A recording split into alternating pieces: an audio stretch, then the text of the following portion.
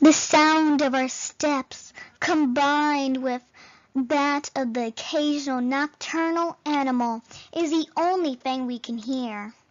It's terribly dark in this place. The dense vegetation makes it impossible to see the sky or the light from the moon.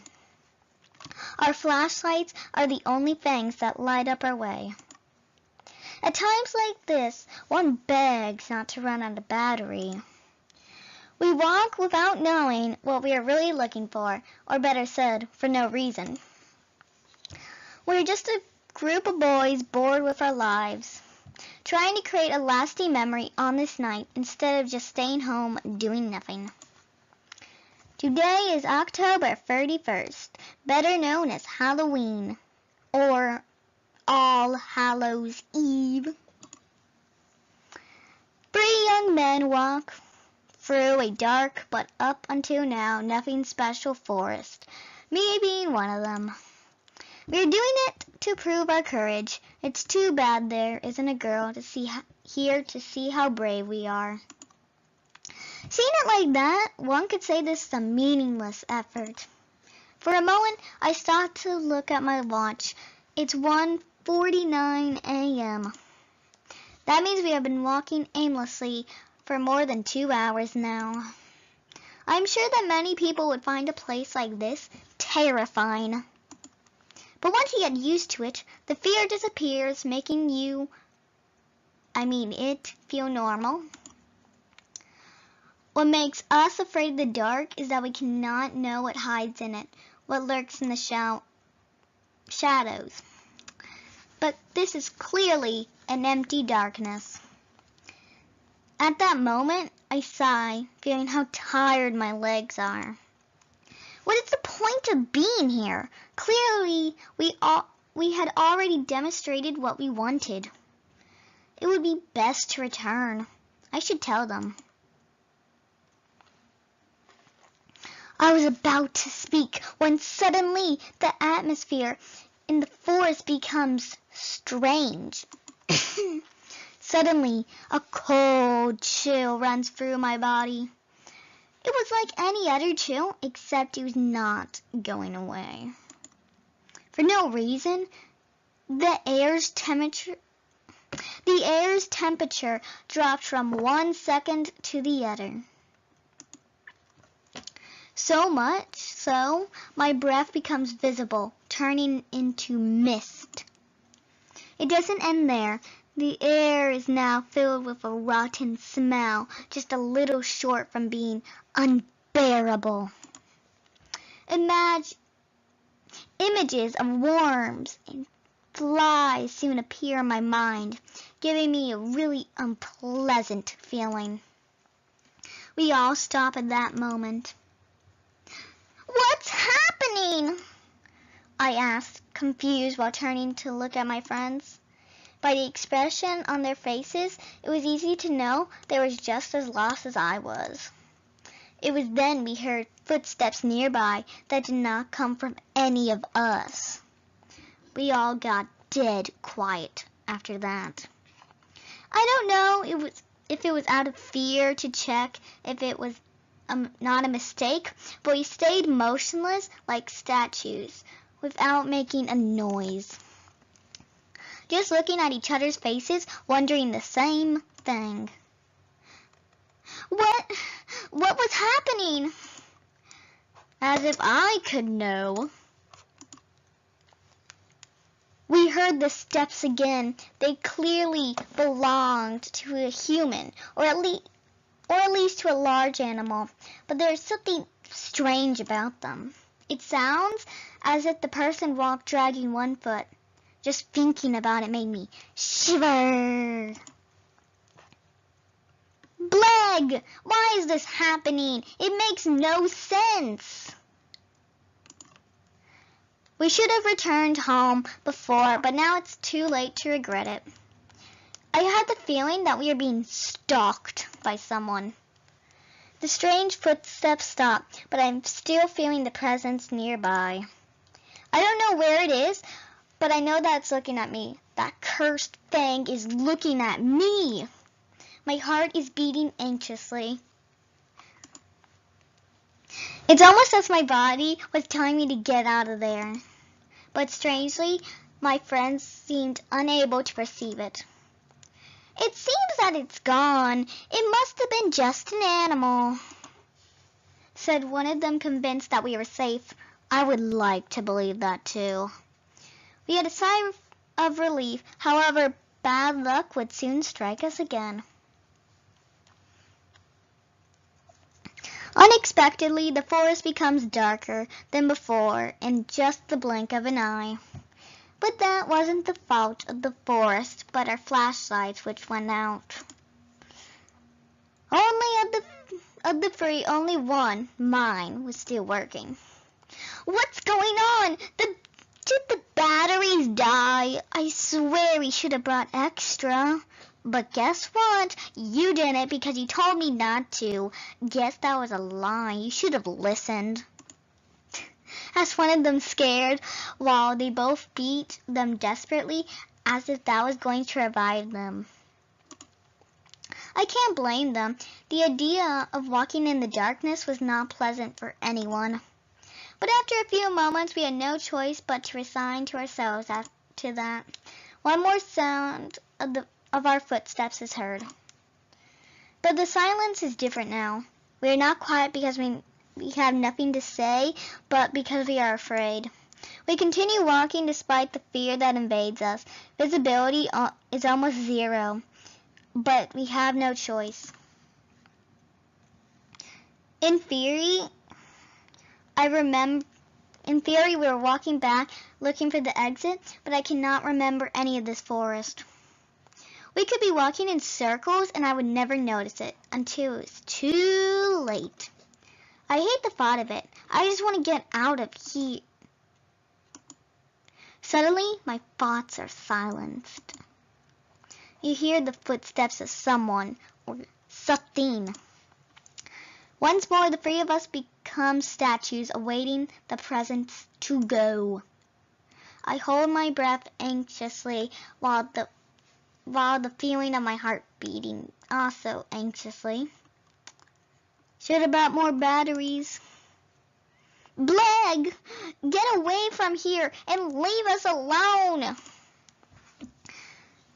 Unexpectedly, the steps are heard closer. This time they do not disappear, but rather come at us. I can't stand it. I desperately move my flashlight everywhere, looking for the offer of those footsteps, hoping for the light to reveal their identity and erase our fears. Nothing, nothing, nothing! Is this all there is around here? Is it just empty air? My anxiety grows with each failed attempt. I refuse to believe that it was a ghost. Suddenly, when I move the flashlight, I again see a silhouette.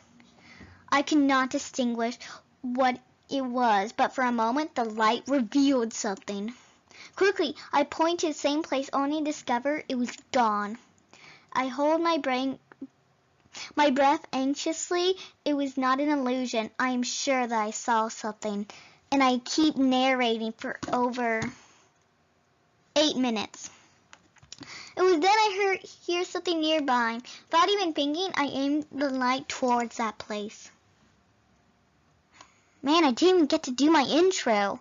Well, anyway, Sid was here and we are playing Trick and Treat. You had an 8-minute intro and it's going to keep going, so you're welcome. It's a visual novel, everyone. What I found leaves us paralyzed with an expression of disbelief on our faces. It was a white cat with eyes of an intense red which stands before us. Her look is not the friendliest, to say something. Somehow, I get the feeling it's a female cat. Suddenly, she lets out a thunderous meow that leaves us terrified. Meow! It sounded more like a lion roaring than a simple cat. Meow! The echo of her meow is heard throughout the forest, making it seem more sinister than it should be. was then suddenly inexplicable force hits us free. Dot, dot, dot, dot, dot, dot, dot, dot, dot.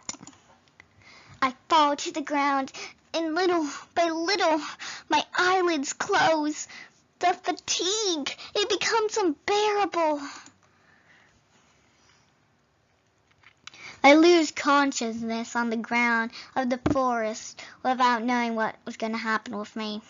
But what's so weird is that I'm still able to think, because you think that I wouldn't be able to narrate my own story, right?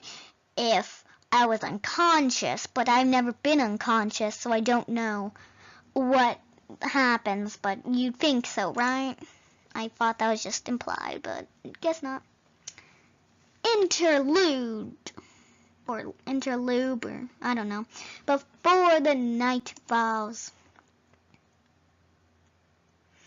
I swear, if this is all, I'm gonna... Oh. It was a day like any other, so normal that it was almost painful. I mean, just look at my gray walls, my literally almost gray shelves, my literally gray couch or desk, whatever. There's my gray computer and chair, and it's just so gray, like my life. The only special thing that could be said about it is that it's October 31st. Far were the memories when I was a kid and went out with my friends to ask for sweets from house to house. Oh, those were the good old days. Just remembering it made me sigh. I feel nostalgic. I can't pronounce that. Some things were better when I was a child, or at least it seems like that. There were some who had good costumes, whether superheroes or monsters, or evil cats that roar like lions. My friends and I, on the other hand, had to use our imagination. Creativity was our costume, you could say, no matter how funny it could sound. I remember that once my mom painted red on my face and told me, "You will be the devil, my child." But it seems only she saw it that way. When we went home to home, everyone said I was the tomato man. But those things didn't matter to me since we always had a good time. Da-dee da da da, this is the dad song. Da-dee da da da da, da-dee da da da. If I asked for candy now, even if I had the best costume, I'm sure no one would give me anything. That is what is horrible about being an adult. That's why you have to steal your children's candy, which is sad, but come on, it's true. Except perhaps a scolding for acting like a child when I am 17 years old. Congrats, you're 17! Woo! But anyway, I can't stay in the past. I must live in the present. No matter how little exciting that might be. Da-dee-da-da-da-da-da, da-dee-da-da-da-da-da, yes, the dad song, da-dee-da-da-da-da. Back to reality, we are a group of friends who don't have any plans for today. We're still not old enough to go to a disco. Well, personally, I didn't realize that this was going to be the first thing on your mind, but okay. And I doubt us guys would have any luck in that environment. After all, you are singing the dance song. You won't make it unless you somehow manage to make it a disco hit. The other option would be go to a party, meet girls, and have fun. You always obsess about girls because you want to see one in the forest. You want to have fun with girls. I mean, just calm down. Just calm down. Everything perfect except that nobody has invited us. Not being popular has its disadvantage. But I would assume that it would, to be honest, so. Hey Axel, let's have a couple matches. What do you say? Well, it's too bad because we won't find out. Sorry guys, but I'm going to have to end this video. Hopefully it was a bit more enjoyable and you liked the misty forest. I had to keep looking behind me because I felt like something was going to jump out at me. Anyway, you can find this game on Steam. It's called Trick and Treat. It's a visual novel and you may get further than me. I only have a certain limit. Anyway, bye!